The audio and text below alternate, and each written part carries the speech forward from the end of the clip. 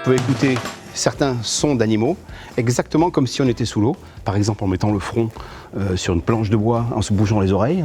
Les visiteurs seront encouragés à faire ça et ils entendront exactement le son de la coquille Saint-Jacques comme s'ils étaient sous l'eau. On met le visiteur en présence d'expériences qui lui permettent d'entendre un peu autrement et de découvrir ce monde du son dans le domaine de la mer.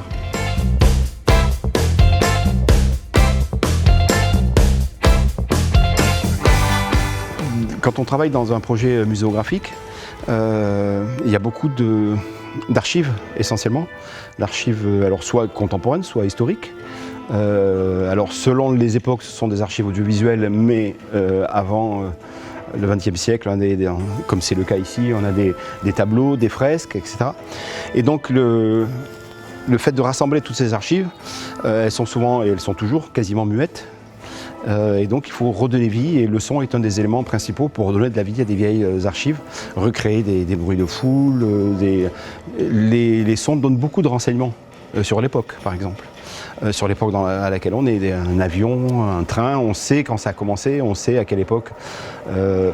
Donc voilà, là on entend par exemple, pendant que je parle, on entend un son de bateau à vapeur, on sait que dans notre histoire on est au temps des bateaux à vapeur. On entendra des trains, on entendra aussi la libération de Paris avec les foules qui hurlent, on entend... Donc voilà, le son a ce pouvoir de donner de la vie, mais aussi de renseigner, pour éviter aussi tous les commentaires trop longs. Mon travail, en tant que compositeur, c'est à la fois de donner de la vie à toutes ces images, de créer des bruitages, de faire comme si, à l'époque, les personnes qui ont fait ces tableaux avaient des micros et avaient enregistré les scènes. Donc de recréer les scènes de façon hyper réaliste. Il y a aussi un travail de composition musicale, puisque je suis compositeur, c'est mon métier principal.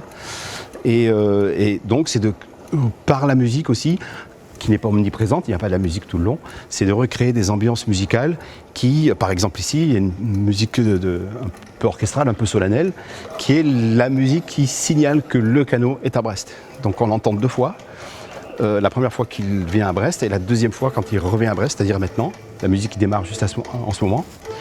Et voilà, donc ça c'est à la fois de la composition musicale, du travail sonore et un équilibre entre les deux, de manière à redonner de la vie à ce canot.